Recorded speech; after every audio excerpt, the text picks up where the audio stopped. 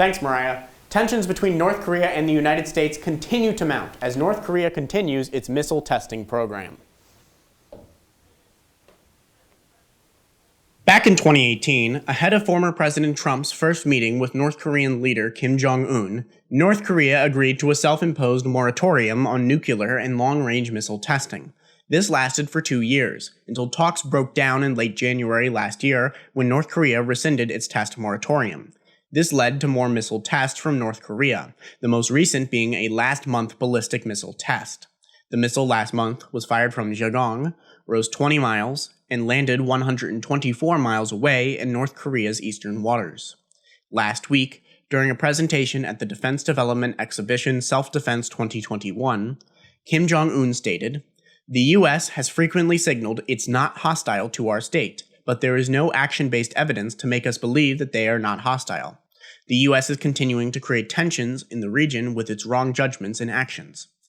In response to the recent escalations in missile testing and tensions between North and South Korea, Press Secretary Jen Psaki stated, "They, of course, are aware of the missile launch, as are we. They've also stated that they have assessed that this event does not pose an immediate threat to U.S. personnel or territory or to our allies."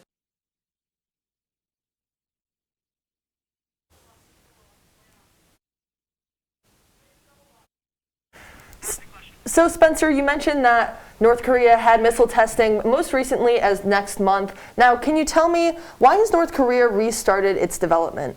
So, North Korea is rebooting its program because of the sanctions that are currently posed on North Korea. Now, currently, North Korea is under a lot of sanctions, with the United Nations embargoing military supplies, luxury goods, cargo that could be used for military research, money transfers, rare earth metals, coal, iron, seafood, petroleum, textiles, food, machinery, and electrical equipment. Now, normally North Korea would get these goods through China, but the coronavirus has caused trade between North Korea and China to effectively come to a halt.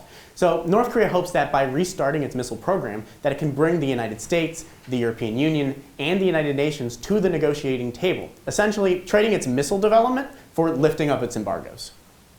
So, Spencer, what threat does North Korea pose to the U.S. as of now? Yeah, so North Korea has tested an ICBM that could potentially hit the United States, but they have very few of these rockets. So the main threat that North Korea poses right now to the United States is to the United States' allies in East Asia and in the Indo-Pacific.